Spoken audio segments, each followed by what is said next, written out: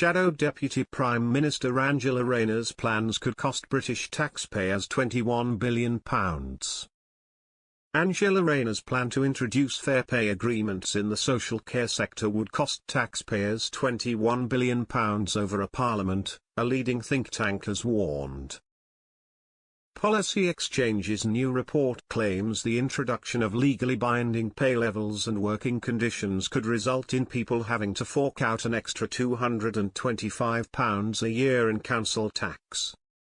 The proposals, which have been called an act of economic self-harm, would fuel inflation and could leave workers worse off, it also cautions.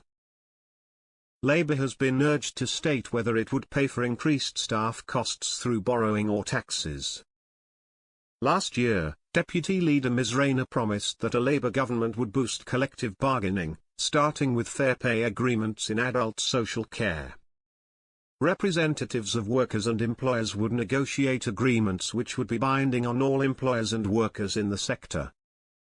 Policy Exchange has calculated that if unions secured the TUC's demand last year for a minimum wage in social care of £15 per hour, this would result in a £9.9 billion pay hike. A pay agreement in the care sector may be just the beginning, as Labour's Green Paper, A New Deal for Working People, states it would establish them across the economy.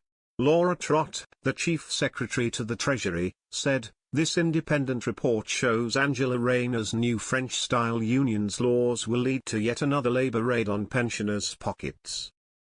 Whilst we are protecting the triple lock and raising the state pension by £900 a year, Labour are once again willing to take pensioners right back to square one, with higher taxes to pay for unfunded promises."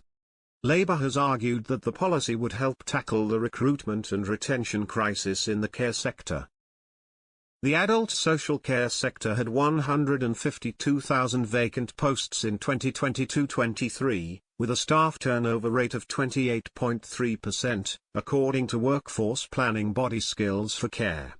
It claimed the real terms average hourly pay for a carer in the independent sector was just £10.11 in March last year.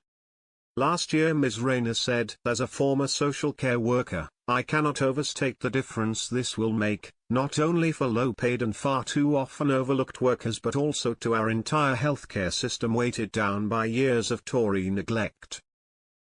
However, Ian Mansfield, the author of the report, said, if growing the economy is genuinely their number one priority, they cannot afford to introduce such inflationary and economically destructive policies. Roger Bootle, a high-profile economist who works with the think tank, said, "This is an especially harmful form of collective bargaining when it comes to labour market flexibility and productivity growth, and it is largely ineffectual at increasing real wages."